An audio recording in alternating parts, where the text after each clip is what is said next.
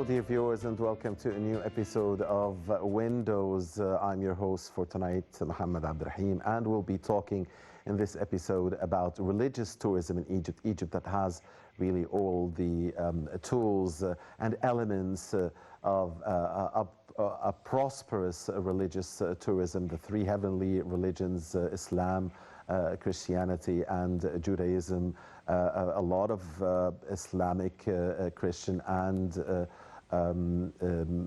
Jewish sites here in Egypt.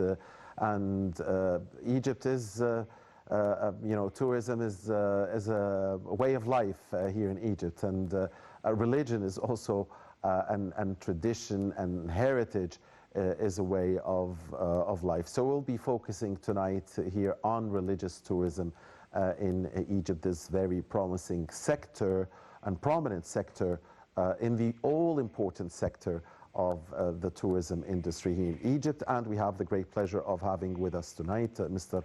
Salah Hedayet, a touristic expert. A very good evening to you, Mr. Hedayet, and happy Ramadan to you. Mr. Hedayet, Egypt has all the elements, all the capabilities, and it's not strictly Islamic tourism, but we have Christian tourism, Jewish tourism, and even ancient civilization and the pharaonic civilization. They cared a lot about religion and about the gods and so on. So even part of the ancient civilization tourism has a religious element to it. So talk to us about the very rich elements that Egypt possesses when it comes to religious tourism. Okay. At the beginning, we have to say that Egypt had all pattern of tourism. All pattern, it's putting by the Global Tourism Council. It's here in Egypt.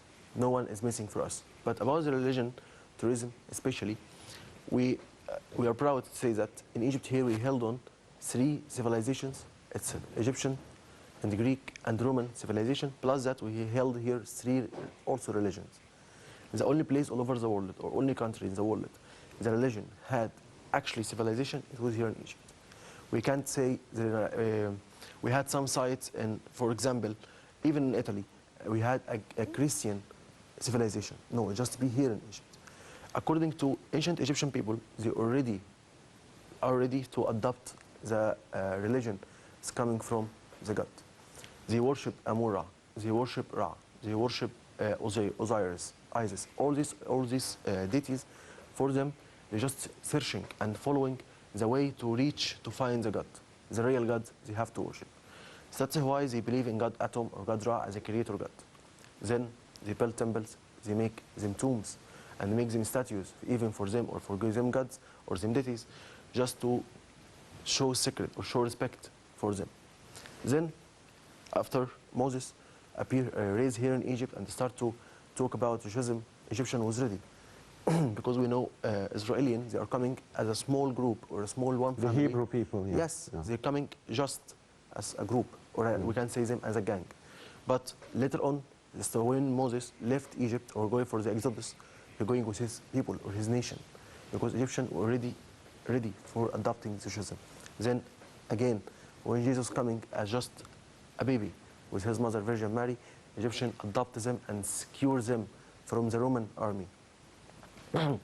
And to show that, one of the sites here, in sacred sites here in Cairo, in all the Cairo churches, Coptic district, we had the church of Sergius and Bacchus, which has a crypt where Virgin Mary and John and also Jesus lived inside for 3 months. And the distance between the crypt and the Papillon fortress, the most secured fortress in Cairo for the Roman army, just 200 meters.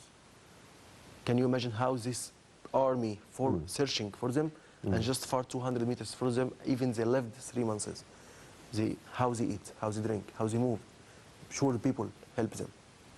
Then, when Islam arrived, Egypt was after Amr ibn al-As conquest or opened Egypt at 640 AD. Egyptian also is ready to adopt this religion in Egypt. So, in all over Egypt, all the Nile Valley and all the desert, by the way, for the Holy Family flight in Egypt, these sites We have now a lot of monasteries, we have a lot of churches.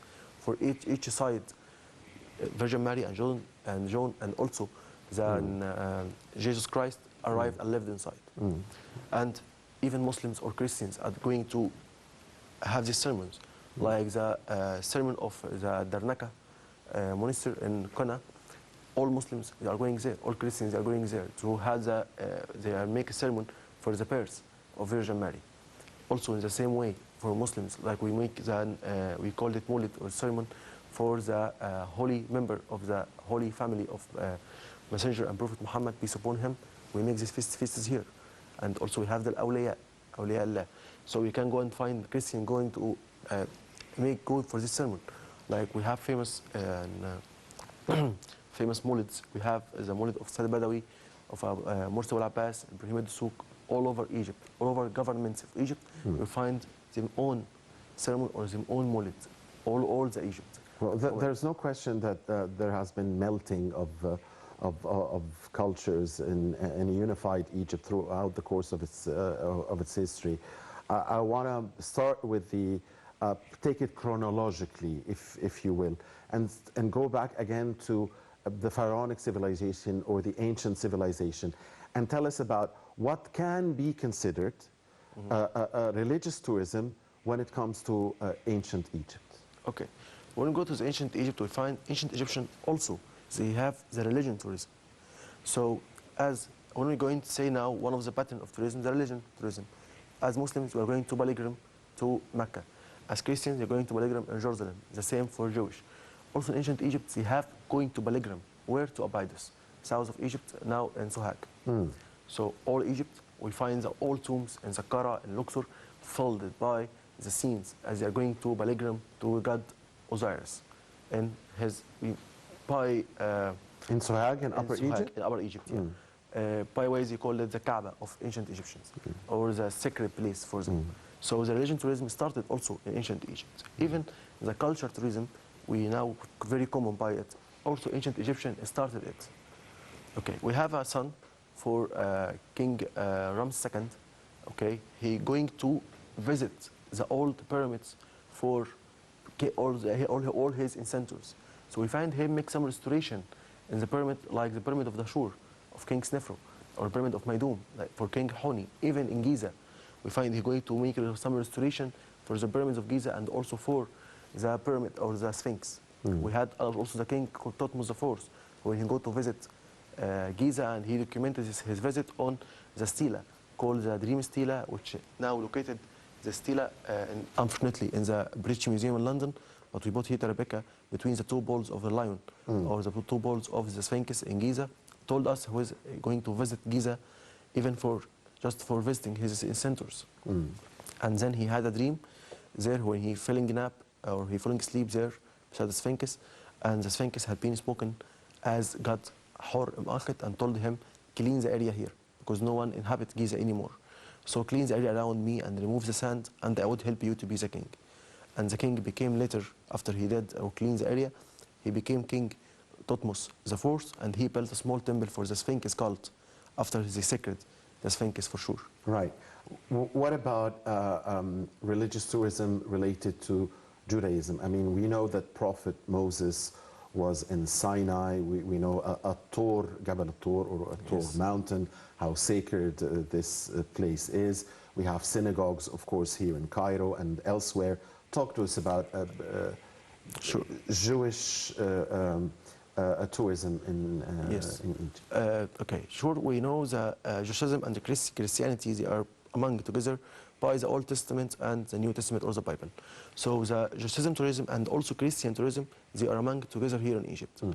For example, I am a tour guide. Okay, so I am going to do this religion tourism also for Jewish or for Christian in Egypt here, and it was going in very high growth before the last war in Gaza district. We received more than 5 million tourists coming to visit Egypt as a religion tourists. After they're going to Jordan to visit the Dead Sea, and then going to visit the Jerusalem, they're coming to continue the pilgrim here in Egypt. After the Vatican announcing that to visit Egypt, to continue your pilgrim, you have to move for the same way of the Holy Family trip. So they're coming here to visit the Exodus way. So after Moses crossed the Red Sea and all the accident happened when the seas had been opened and he moved, and then the Pharaoh of Moses had been drawn in the Nile in the Red Sea. Then he reached to Sinai. All spots, they called it Elim and Mori, the spring of water was a salt water, and then the Jewish said no, it's salt. So they have another one, like we called today Ayum Musa, was 14 palm trees. It's still there until this moment, and the spring is still there until this moment. Sure, they're coming to visit. Sure, as Christian or as Jewish, they have to visit Jabal al-Tur or Santa Catherine Mountain and Santa Catherine Monastery, one of the very, very important spots. And I feel honored to be a part of this tours when we're going to Taba to receive them from Taba, and then going to have a visit from mountain of Tur, mountain of Santa Catherine, or Catherine Mountain, and then going to visit Elim and Mori, or by Arabic it's called Ayum Musa, and then cross the Suez Canal. They feel while they are moving from Suez Canal as they are moving like Moses. Sure, it's not the same spot, but they're feeling that. And then going to Cairo to visit all the Cairo district. Especially in Old Cairo, we have two famous Jewish synagogues. Yes, synagogues. The synagogue, yeah, the Bani Azra and Musa ben Maymun.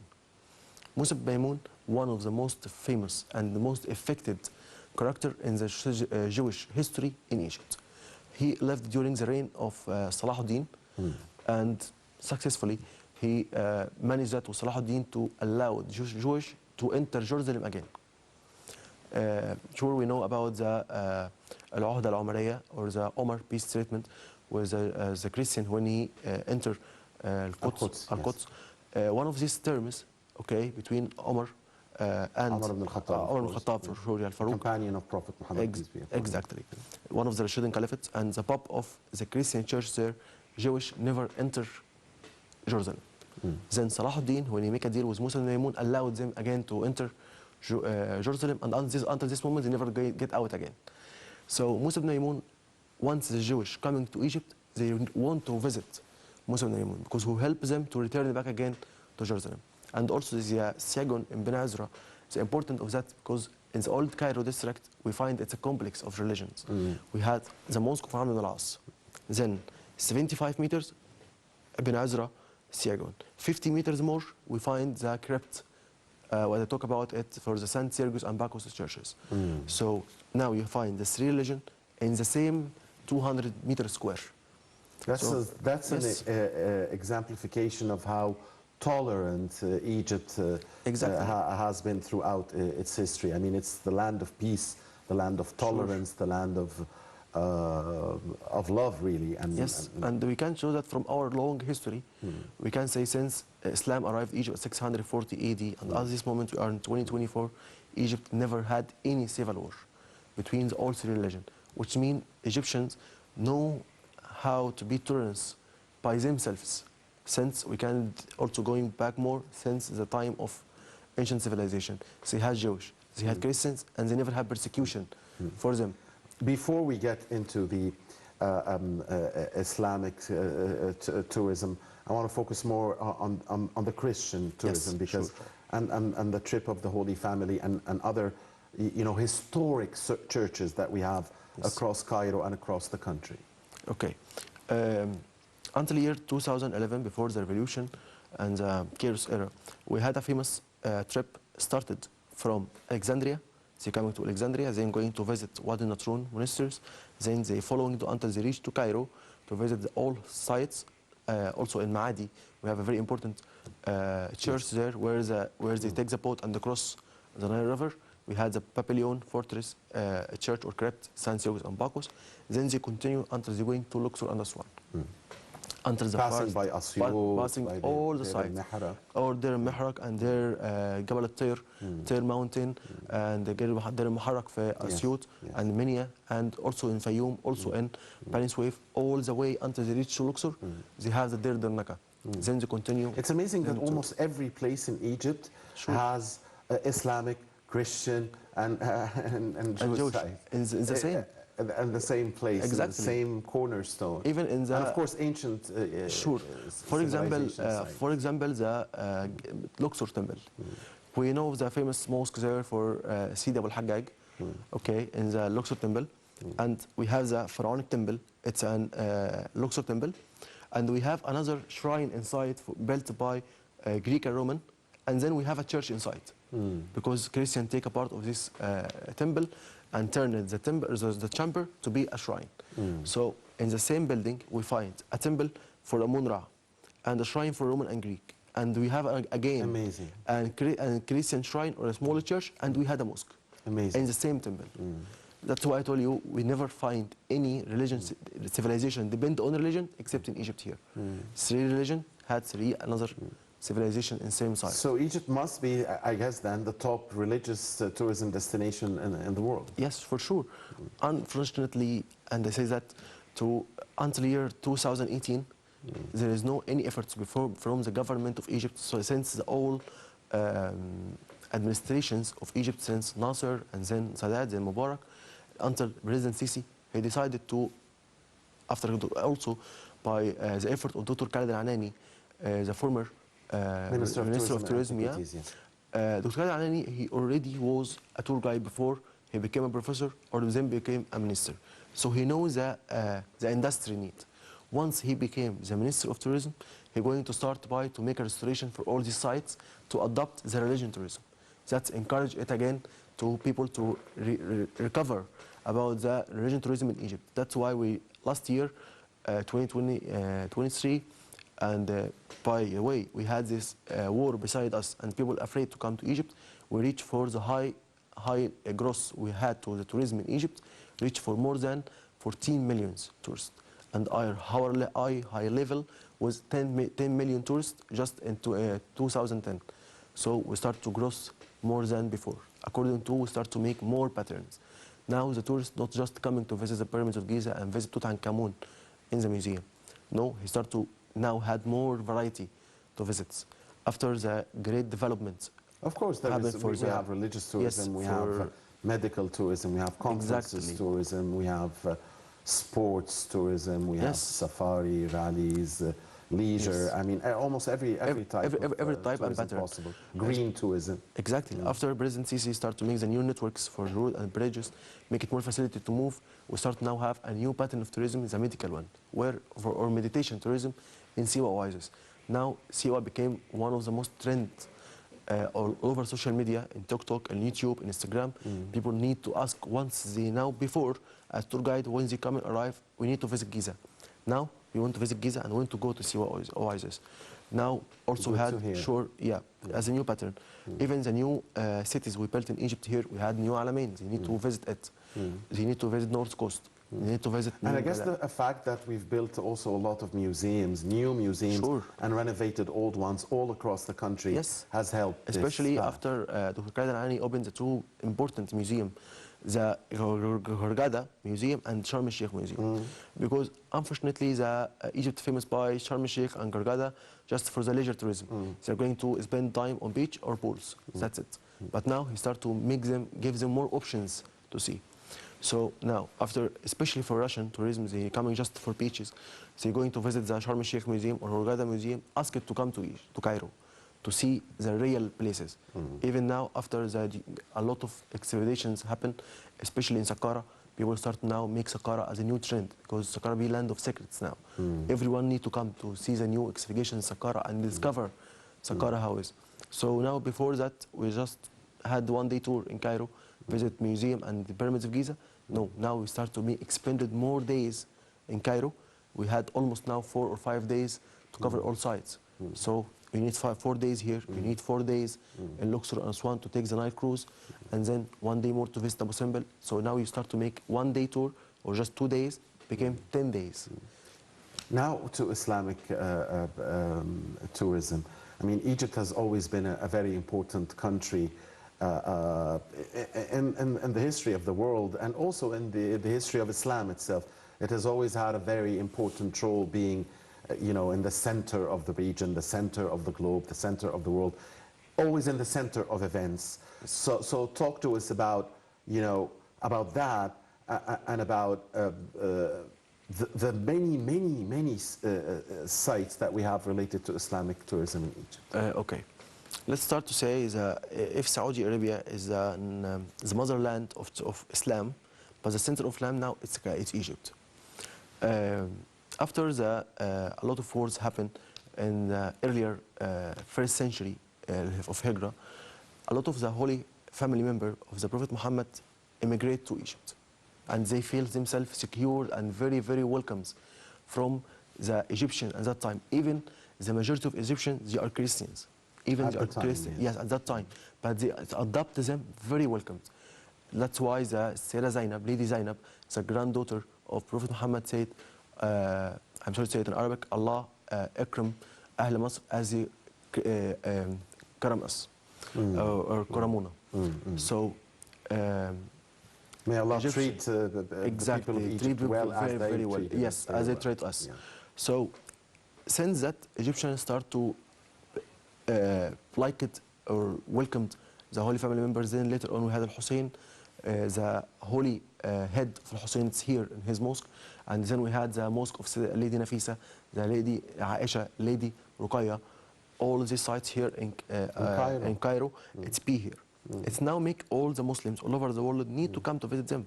Even we are honored to have the tomb of Imam al-Shafi'i in Egypt. And sure we had a lot of sites also for Shia. And we'll talk about them later, because one of the best destinations or the most famous destination for Shia, especially from India and from Iran, they're coming to visit here in Cairo, especially in Cairo, the Mosque of Al-Hakim, the Mosque of Al-Aqmar, the Mosque of Al-Azhar, the Mosque of Salah Tala'a, all these four mosques built by Shia caliphs in Egypt. That's why they are coming to During Fatimide Fatimide era. Yes. Yes, Fatimide Caliphate. Allow us, Mr. Hedayet and dear viewers, to take a short break, and we'll come back and continue our talk here about religious tourism in Egypt. Please do not go away.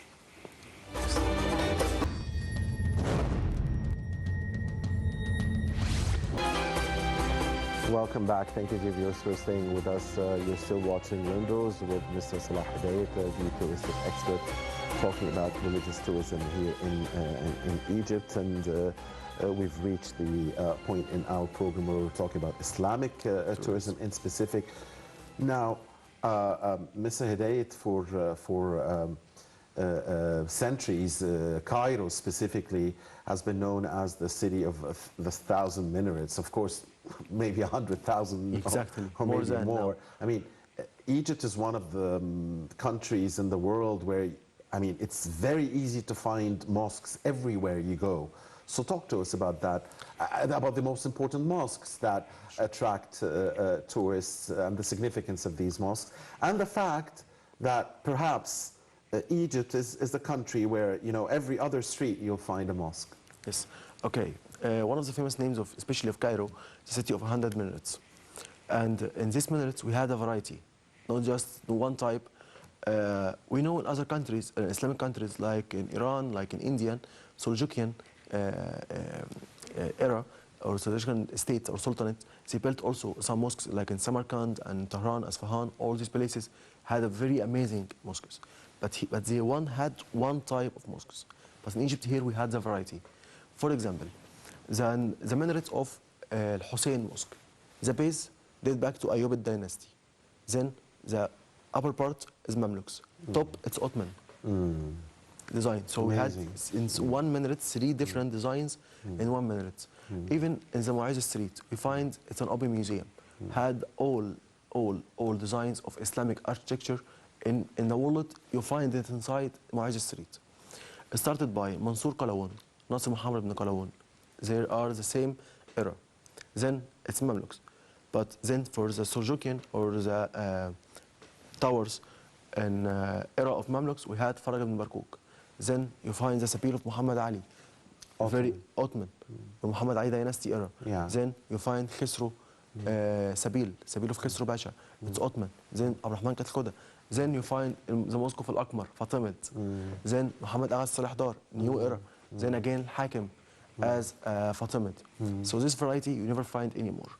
Even for the Islamic architecture in Egypt, we had two parts, schools and What mosques. about Umayyad and Abbasid? Okay, for Umayyad and Abbasid, we had the mosque of Ibn Tulun. We can consider it to be, it's Tulun dynasty, but during the reign of Abbasid Caliphate. It's a beautiful mosque. Yeah, very amazing. The biggest mosque in the world until the new mosque in Abu Dhabi and the new mosque also in the Grand Egyptian Museum, the Grand Egyptian Mosque in new administration capital. So be the third one now. For Ayyubid era, we can say the mosque of Amr ibn al-As. It's Rashidun Caliphate, but had expanded more for Ayyubid during the Ayyubid dynasty or Caliphate, then Abbasid, then until new era. Until like President Sisi make new renovation last year on this mosque.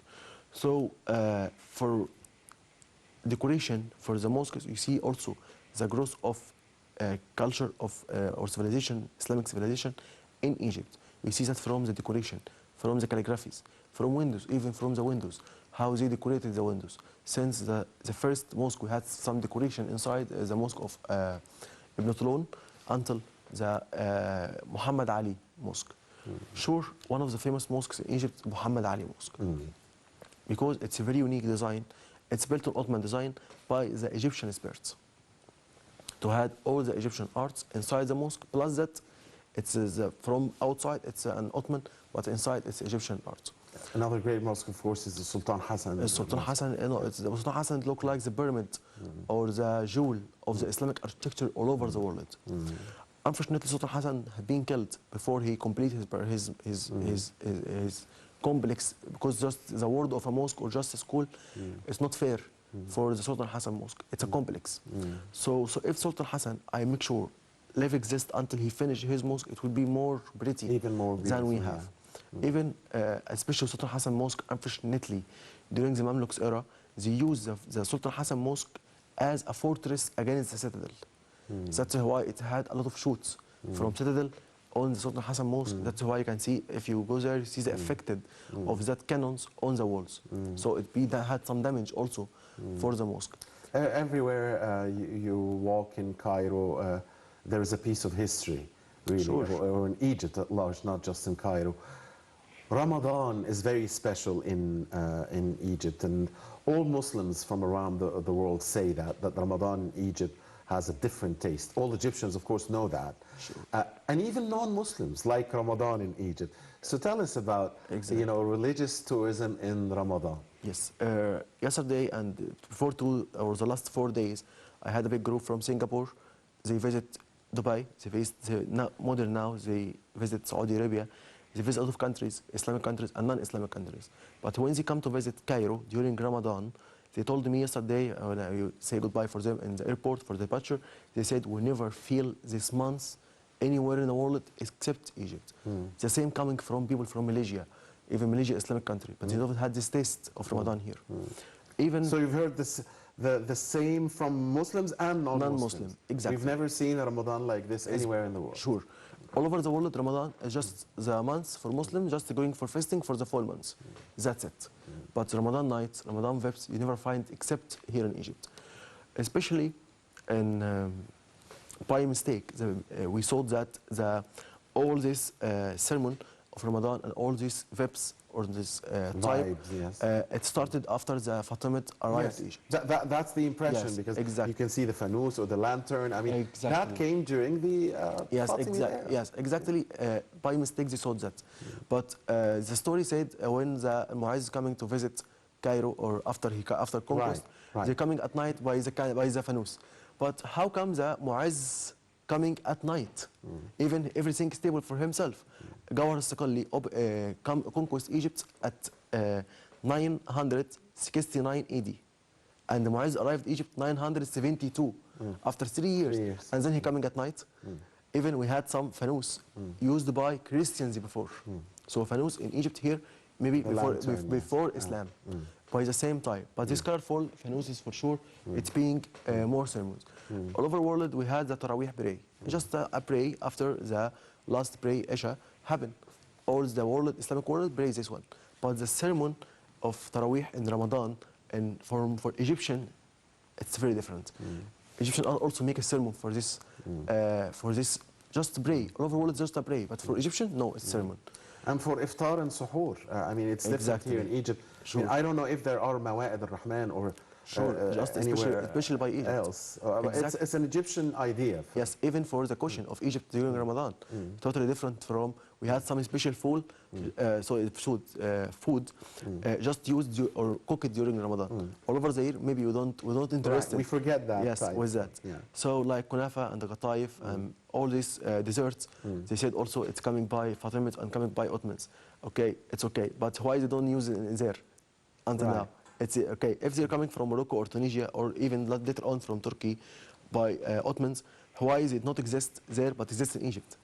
It must be exist there, not here, right? So it's an Egyptian caution by 100%. And Makrizi, the famous historian, said about something happened. Then when Muawiyah, Yazid ibn Muawiyah, Abi Sufyan, one of the Ayyubid caliphs, he feel in Ramadan, he feel hungry too much. So one of his doctors told him about the type of food can help him fasting, about the food in Egypt called kunafa. So that's why kunafa be now later very famous. Even also like Morocco, they said it's coming was Fatimids from Morocco. But the funny to know that Hakim Amrillah make it forbidden to cook Molokhaya because Shia never eat it because it's Molokhaya loving for the Ayyubid caliphs falling in love with it. That's why they translated the name from Molokhaya to Molokhaya. So and you know the struggle between Ayyubid and Fatimid and Abbasid for sure. So they never eat it.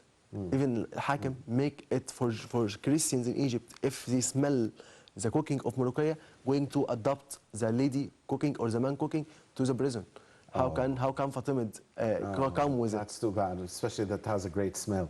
Yes.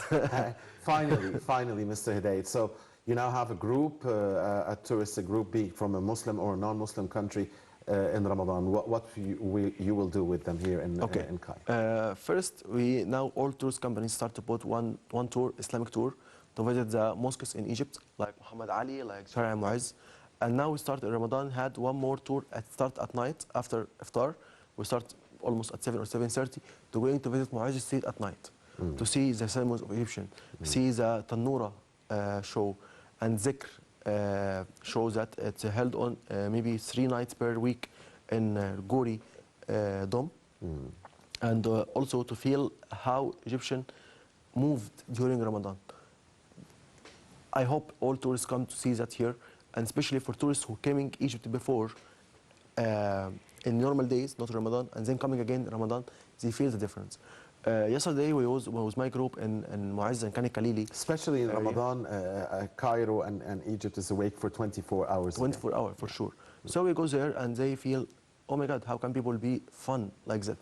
Even in when they show or have a seat there in a Fishawi cafe and see all the vibes and all people who sing the songs and going for see especially some decorations we have in the street, special for Ramadan. And when I told them this decoration just here for Ramadan, they shocked. They told me what happened after Ramadan. We collected to put again. Yes, the following year. And the amazing thing is it's in every street, in every building. Exactly. In every house, every apartment. Absolutely. Exactly. Mr. Salah Hedayet, touristic expert, thank you very much for being with us. Thank you, Mr. Muhammad. Here on Windows, and happy Ramadan. Happy Ramadan, Ramadan Kareem. Thank you, dear viewers, for watching us. Have all the best. Goodbye.